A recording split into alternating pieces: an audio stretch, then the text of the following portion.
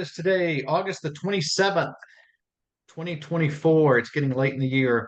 And just welcome everybody to another episode or another, I guess, episode, we'll call it, of Marketing Talks, brought to you by Insightful Accountant and presented by Janel Sykora with Cajabra Marketing for Accountants. Janel, welcome. Thanks for taking some time out of your day. While people file in, I always like to. I haven't done this in a while, so I'm a little rusty. So pardon me. So, question of the day. Let me come up with my question of the day. Let's see, today's Tuesday. So we'll go with the Taco Tuesday theme. What's your favorite taco? Ooh, gosh. Okay, so where I live, we have a place called Burrito Social, and they have these tacos called Bang Bang Shrimp Tacos. All And right. they're out of this world, so good. They're little street tacos and they have shredded cabbage in them and Bang Bang Shrimp, and they're just the most delicious thing on earth. I love tacos. Here we go. Yeah, good answer. Now, if your answer had been, I don't like tacos, then we got a problem. So, but it That's something like wasn't. So before I turn this over, I do want to just point out to everybody again, thank you for being here. I do want to make sure everybody gets, and I'll drop this link into the chat. We kicked off about at Scaling New Heights. We kicked off our premium content program, which Janelle is also part of that. It's a 9 training track uh, program, basically. It's an annual program. So we have 9 tracks. We run 3 of those tracks a month. I think during tax season, there may be a couple of months where it's just 2 tracks, but we'll run 3 tracks a month on average. And there is a 1 hour CPE eligible webinar, then another 1 hour, 1 to 2 hour Q&A follow up the next day or a couple of days later. It varies by speaker, but it's an opportunity for you to learn from somebody like Janelle and then have really an open Q&A discussion opportunity after that. It could be about something she talked about on her session, or it could be some other challenge that you may have. I'll drop the link to that into the chat once I go dark here. But again, it is an annual program. It's called Be Insightful, and there's additional content that we are publishing now that is for members only. And then there's also a level of content that we're publishing that is available without price, but it does require registration. So we have a free level, premium, and then a paid premium level that we would love for you to check out. So I am going to go ahead and turn this over to Janelle. I'm going to go dark. Janelle, thank you again, and it is all yours. Thanks, Gary. And before I get started, just to follow up on something Gary was saying, I really like the format of Be Insightful because it gives me an opportunity to really dig deep and spend an hour with everyone, and be able to provide some other downloadable content. So I think there's twice the value in it. So anyhow, today we are talking about one of my favorite subjects, a little bit of sales. And we're going to talk about how to take a lead that comes into your firm and turn them into a loyal client. So we are going to go ahead and get started here. Before we get started, I noticed we've got a really nice group today. Would you mind throwing in the chat how many people struggle with this? I'm just curious if you at all struggle with turning leads into clients. What is your biggest challenge? The reason I'm asking you to throw it in the chat is because I want to make sure that I cover that in the material I've got. 30 minutes is not a lot of time to get into this. I could literally spend a whole day teaching you about this, but I want to make sure that I do cover everything. As you may or may not know, in my background, sales and marketing is definitely my wheelhouse, and I know accounting is yours. And most accountants don't love this part of the business, just like I wouldn't. I think I would get nauseous if you told me I had to do my own tax return or balance my books. And I also know that this industry has changed a ton. It used to be where clients would just walk through the door because they needed transactional business, tax returns, bookkeeping. But the business you guys really want are those small business clients that are willing to pay you for your expertise on a monthly basis. So let's see here. What are some of the things? Oh, chat is disabled. Okay. Yes, chat is disabled. Go ahead and throw your biggest challenge in a question in the Q&A, if you wouldn't mind. I'll make sure and monitor it so that I can cover everything as we go. All right, let's see here. All right. Okay, get out of this. Okay. All right. Let me go back here. So what are we going to be talking about today? We are going to talk about how to turn warm leads into closed deals. That's where we're going to spend most of our time. But we're also going to talk a little bit about how to get leads into your funnel and then move them through your sales funnel, converting them to new business, and then how to automate that process. I really look at it, the difference between sales and marketing being sales is when you have to go out and get the business. Marketing is when you really drive business to you in terms of leads. So before I go to the next slide, I see a few people have, okay, attracting leads. Trouble getting the people who need my services. Yep, chat is disabled. If anyone has a chat or a Q&A, just put it in the Q&A. So we will talk about attracting leads and trouble getting people who need my services. Hopefully, I will cover all of this for you guys. If I don't, there will be a link at the end where you can schedule just a quick session with me.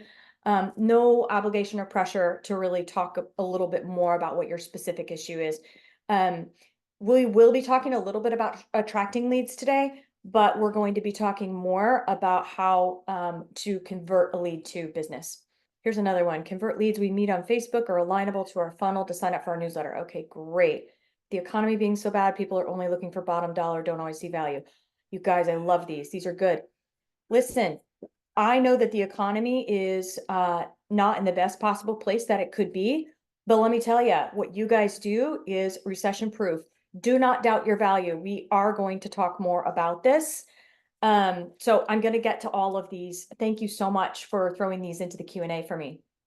All right, let's just start with talking about what the heck is a sales funnel and the client journey. Okay, just really quick basic here. I want you to think about something. So we have a podcast. It's called Numbers Don't Lie, Marketing Insights for Accountants. And we had the opportunity to interview a CPA, owner of a CPA firm earlier today.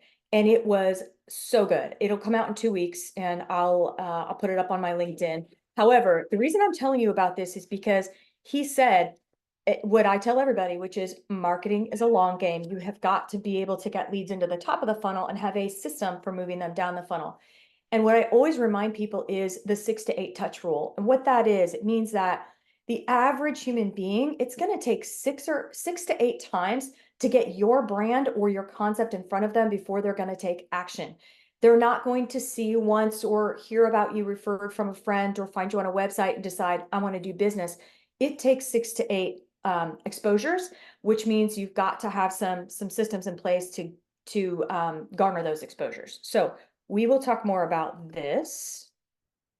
Actually, let me go back for 1 second. The funnel, and I'm not going to spend any more than 1 minute on this, but the top of the funnel is where all your cold stuff's coming in, right? So that could be leads that you're capturing from your website. Someone downloads a lead generator or a ebook or something. As those leads come into your funnel, you want to be able to build relationships with them and warm them up. So we're going to talk about how to do that. But where we're going to start is how we close those deals that get to us in the first place. Okay. I want to start with the power of discovery and asking the right questions. So the most important thing that I can impart on you from my 30 years in sales, makes me sound so old, this is the most important part of the sales process, is asking the right questions and being able to get beyond those surface questions. It's really about, instead of thinking about what you have to sell and communicating your value to the customer, flip it around and think about what's going on in that customer's psyche, what's in their mind, what are their pains, what are their wants. And I always tell people, if you don't know where to start with this, there are the 4 W's concept that I like to have people start with.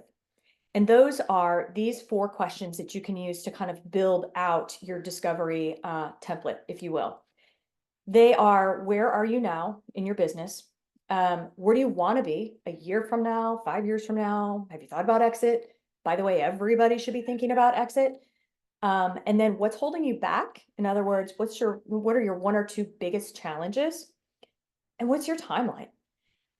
That communicates to you whatever sense of urgency they have.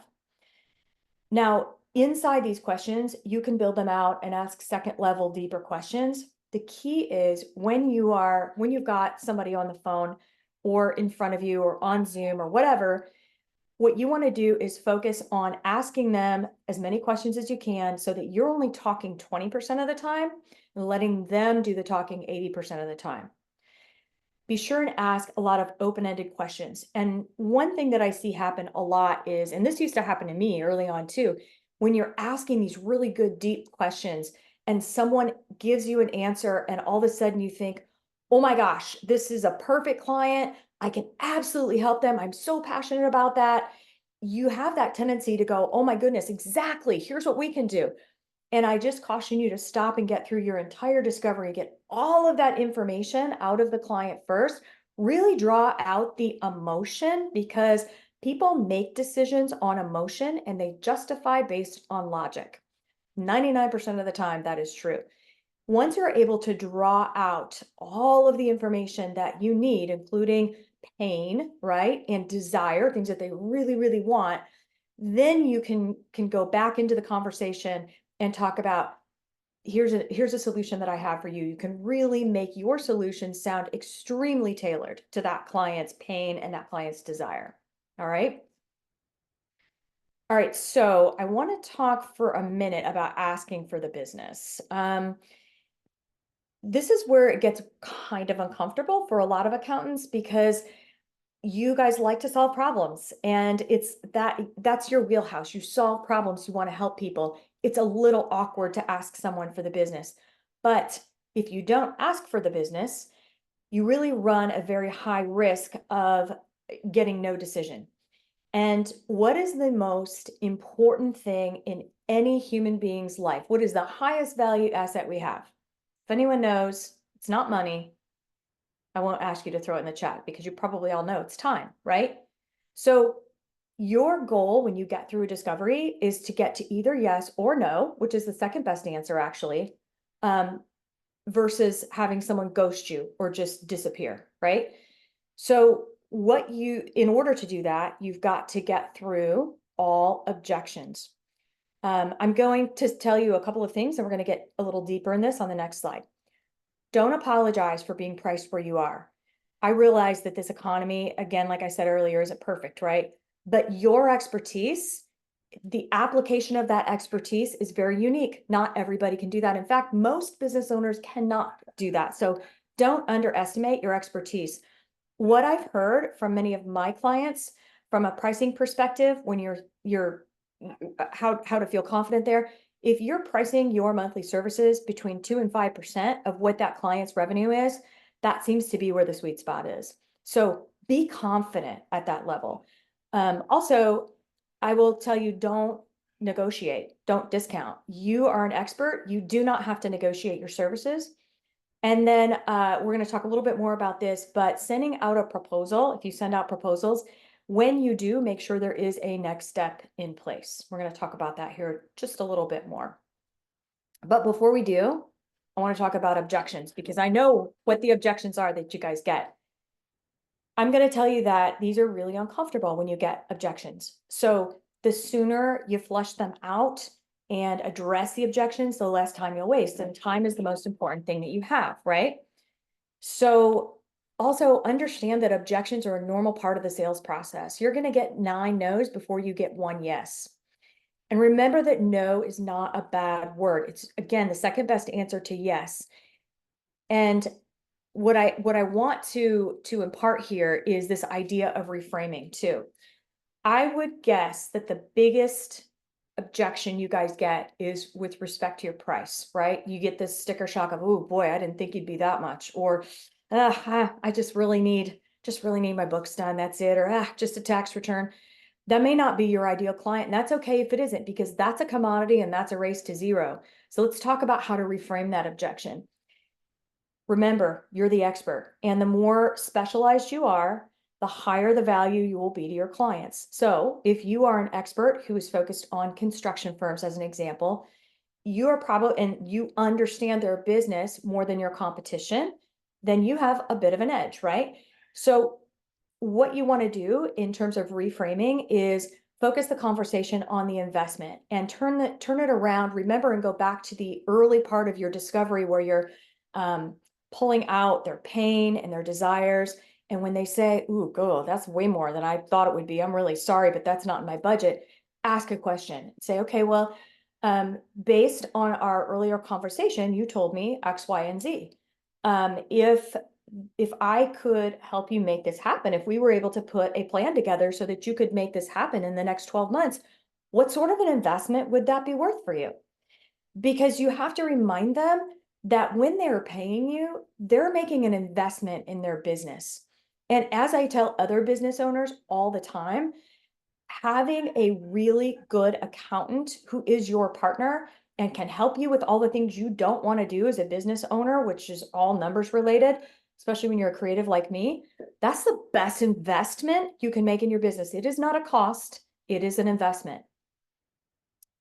Okay. The other thing that I will tell you on this slide is you are going to have more objections than just price and, but I really just need. So one thing that I've always found very helpful is to plan out your objections. You know what you hear on day in and day out. So just be very prescriptive with your answers on that and reframe them. And if you do a great job during discovery, it's going to make handling those objections a lot easier. I'm going to pause for 1 second because sounds like we've got a few questions. Can you use AI to get leads? I wouldn't recommend it. Is there a link to the presentation materials? Yes, I will get a link. Let's see, fee 2 to 4% of a client's business. I hear that's annually. Yes. I want to come back to, can you use AI to get leads? I wouldn't recommend it. Getting leads is a multi-pronged strategy. And again, the accountant that we were talking to earlier said it just like I say it to everybody that we talk with. Getting leads, you have to do it in several places. You can do it. Well, you know what? I'm going to hold that thought because we're going to actually be getting to that in just a few seconds. Okay. Before we get to that, though, I want to talk about follow-up. This is a true statistic. I've seen it all over the place. But this is also the biggest mistake that I see people make when they've got a hot lead is they just don't follow up. You get so confident in the conversation you have and you don't follow up. And you know what happens is people, what we say in sales is time kills deals. Just like time heals wounds, time kills deals. And only 2% of sales happen in that initial point of contact. So if you don't follow up, you can actually miss out on 98% of your sales. If there is one thing that you take away from today's presentation, it is putting a follow-up strategy in place. I'm going to talk about AI here for a second and automation, really more automation than AI. Consistency is key, yes, but you also need to make sure that the follow-up is personalized. Some examples of follow-up that I like are the value-driven follow-up. So let's just say you've got a great meeting with someone. You're like, oh, this is the perfect client. We had a great conversation. We hit it off. There's no way they're not doing business with me. And you're going to send them this proposal and they're just a perfect new client. Well, there's time between when you send them a proposal and when you follow up. So we're going to talk about that because you need to have a next step planned. But if there needs to be, let's just say they're busy, they're going to a conference, they're going on vacation, whatever it is, you want to have sort of a value-driven follow-up. You don't want to let that iron get cold. So if you've got a downloadable checklist or an ebook or some article that you've written or a blog post that in between that time you can send them, not saying anything about moving forward in business, but just demonstrating your expertise and your authority and your value, that keeps the iron hot and that keeps you in front of them. Okay, automation tools. I also am a huge fan of streamlining follow-up. If you use proposal software like Ignition or Right Signature, anything, typically you can use an email automation and a text automation system. Cajabra is one of them. There's many of them out there. That when you send out a proposal, it can trigger an automated follow-up sequence. I highly recommend that because then when you send out a proposal, you've got the follow-up sequence in place, whether it's a simple text of, Hey, it's Janelle here. Just wanted to let you know I sent a proposal. It should be in your email. Check spam if you don't see it. And then maybe a day later, it's an email follow-up. Maybe there's 2 or 3 or 4 follow-ups in there. But if you could automate following up on proposals, it's going to help you capture a lot more business that would have fallen through the cracks just because you guys get busy. Let's see, we talked about timing. Okay. All right, so selling to the next step. This is the other thing that I want to help you keep in mind. I want to break it down because closing a monthly engagement for CAS or outsourced CFO services, this can involve a couple of steps. So instead of wondering how you're going to close the business on that very first call, and that may happen, focus on selling to the next step, meaning always have a next step committed to with the client. So if you are if you do a proposal with them, and you send that out, schedule some time with them before you even let them go from that first conversation. Get it on the calendar to review the proposal together. If that doesn't feel comfortable for you, then get it on the calendar to talk about what the next steps are. That's really, really important. And again, once all of your objections are answered and the proposal is out and the last step is clear, then you need to be confident in asking for that business. And when you ask for the business, that isn't, that doesn't have to be a blunt ask. It can be something softer like, let's get together. Here's what the next steps look like for us to move ahead together. How does this sound to you? It's that simple. Okay. All right. I'm going to cover this slide and then I'm going to talk a little bit more about turning cold leads into warmer leads. Okay. So I am getting to your question, I promise. Let's talk a little bit about automation again. It can be a very daunting, time-consuming process to follow up with every single proposal that goes out. And it can also be a really daunting process to manually follow up with everything. So the way to scale your business and your sales and follow-up efforts is through some sort of automation. Again, it doesn't replace human interaction, but instead it should free up time so that you can have some more meaningful engagement with your qualified prospects and again, keep things from falling through the cracks. Where I recommend you start with automation would be start with a proposal follow-up process, automating that. And also start with automation for the cold leads that come through your funnel, come into your funnel through anywhere. And so we'll talk about that here. Spend a minute talking about this. Tools for automating, I mentioned Cajabra is one of them. There's lots of tools that can automate. The key things are when you build an automation, what you want is a way for two-way texting and email automation. I'm going to tell you how important texting is. Gen Z, 100%, they prefer to text over email and over phone calls. If you think about it, when you get a text, you look at your phone. But if someone sends you an email to your personal email, how long is it before you go in there? I can tell you from my personal experience, if someone sends me a personal email, it could be a week before I see it, if I see it, because I get so much junk in there. Texting, I'll see it every single time. So when you're thinking about putting any level of automation in place, think about two-way texting. If you don't know how to get started, where to get started, what to do, hit me up afterwards and we can talk about this because I believe very strongly in that. The best automations are the ones that have a combination of text and email.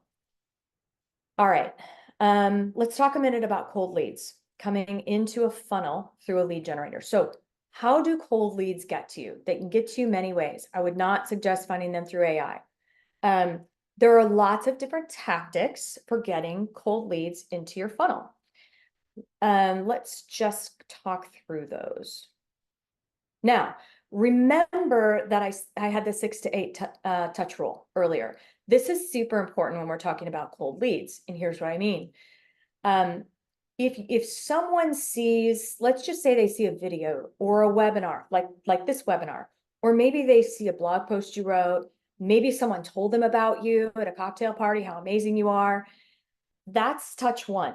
they have to see 6 to 8 more before they ever consider doing business. In fact, 47% of people who do business in the B2B space, when they're a business hiring another business for services, will have read 3 to 5 pieces of content before ever entering into a sales conversation. I'm going to say that again. So 47% of businesses who buy from other businesses have read 3 to 5 pieces of content before they'll enter into a sales conversation. Why is that important? What is that content? That content is blog posts. It could be social media posts. It could be a downloadable ebook, a checklist, an article that you wrote. Where am I going with this? You have to have a content marketing strategy. If you are looking for new leads, the best thing that I can tell you is, I had this conversation with a client the other day.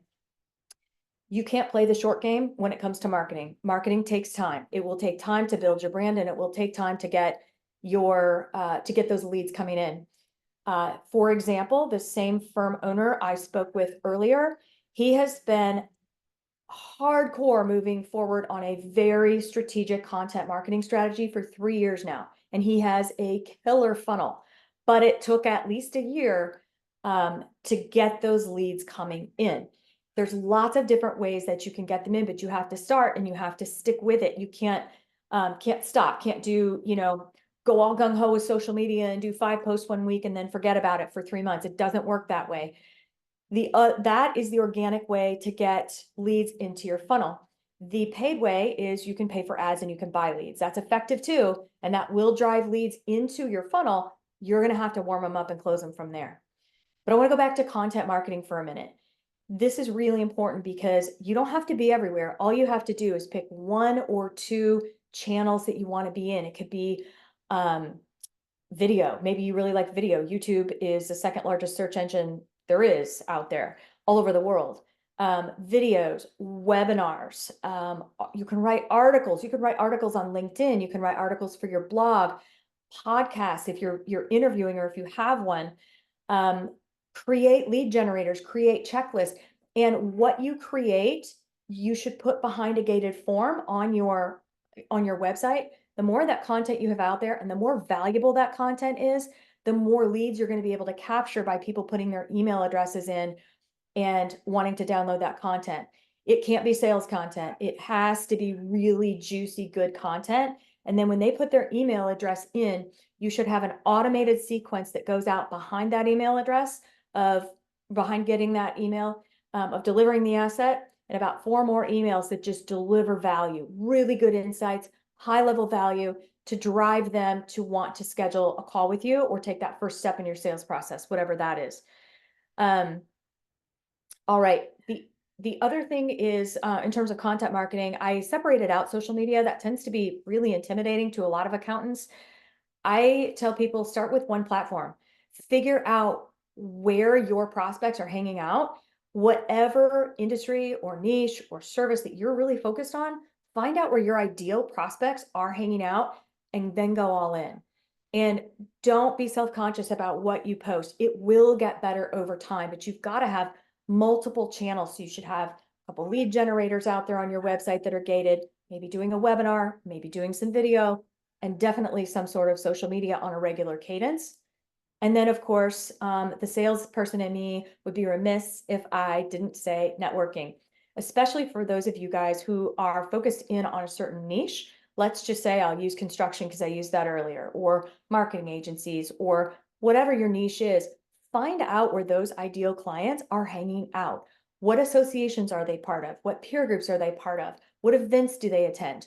Going to those events and getting really, really entrenched is another way that you're going to add cold leads to the top of your funnel.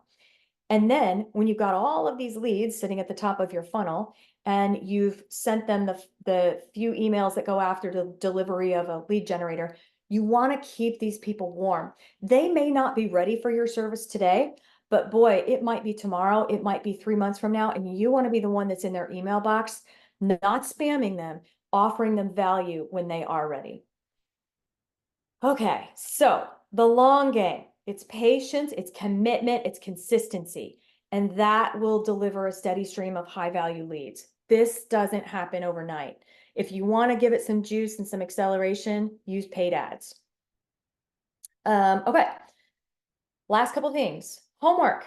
So I like to make sure that everybody takes away some pretty concrete things that they can implement in these. And I know we're almost over time.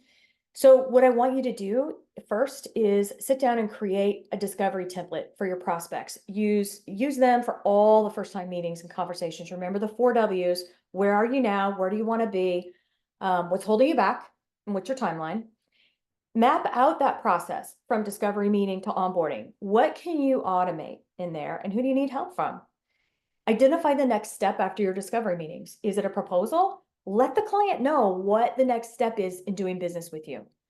Also, what can you put in place to ensure follow-up and remove time that kills all deals? I had a firm I was working with that would meet with a client, send a proposal, and it would be 2 weeks before they'd ever follow up. Do you think the client had, it was a super low close rate for obvious reasons. You can't let that much time go by, 48 hours, unless you've got another agreed upon next step. And then also think about what you can do to bring new leads in the top of your funnel based on what we just talked about, and then how you're going to nurture them in an automated campaign to turn them into closed business. Goodness, this is why you need to Be Insightful, because I could spend well over an hour talking about this stuff. We're kind of out of time for Q&A, but I think I do have a question in here. Do you need 2 plans, one for tax clients, another for businesses? No, you do not. And it's a great question. Kind of out of time on that, but if you would like to hit me up after this, I would be happy to help you with that. Gated, great question. What do I mean by gated? Gated means there's a landing page where you have to put your email address, and if you're collecting phone numbers so that you can text them, also required that they put their phone number in there. So it's a, usually you'll ask for their name, their email address, and their phone number. And then again, a system through Cajabra, not a CRM system, not a practice management system necessarily, but more of a marketing automation system, allows you to create landing pages so you can capture those email addresses. When I say gated, that means you can't get to my content until I get your email address. All right. And then lastly, if you do need help, if you have questions, I don't think this is clickable for you guys. So what I will tell you is you can easily go to cajabra.com, and there is a little blue button up in the far right corner. You can click on that and schedule some time with me, and I am more than happy to point you in the right direction, and just impart a little bit of guidance that hopefully will help you get to the next level in your business. So I appreciate your time. Thank you very much for attending. And Gary, I'll turn it back to you. All right, and I'm going to go on your gated content comment, and so like the Be Insightful program, we're again moving to kind of 3 levels of content: free, which doesn't have a gate, nothing required. Then we have a premium level, which does require just an email, basically, like Janelle said, and then we have a paid. So you could really set it up similar to that, but I would think as a lead, as a funnel, you just want that premium to where it's hiding behind a wall. If you want to read it, if it's valuable, it's worth an email address, right? Mm-hmm. So that poll real quick, it's just saying, hey, we told you about our Be Insightful program. If you want information, a little bit more info on it, just say yes, we'll send you some info. If no, we won't bother you about it. And then if you'd like to connect with Janelle directly, just give her a yes there, and she'll give you a ring or a follow-up of some sort after this. So she will put you into her lead funnel, and then you can have the firsthand experience of what that looks like to be sold to, right? I mean, that's what we're here for. This is about marketing, and marketing is part of sales. So it's effective and it works. And if you have the program dialed in correctly, it can be a game changer. Yeah. So Janelle, thank you so much. And everybody who did take some time out, we appreciate you as well, and look forward to speaking with you all very soon. Thank you. Thank you.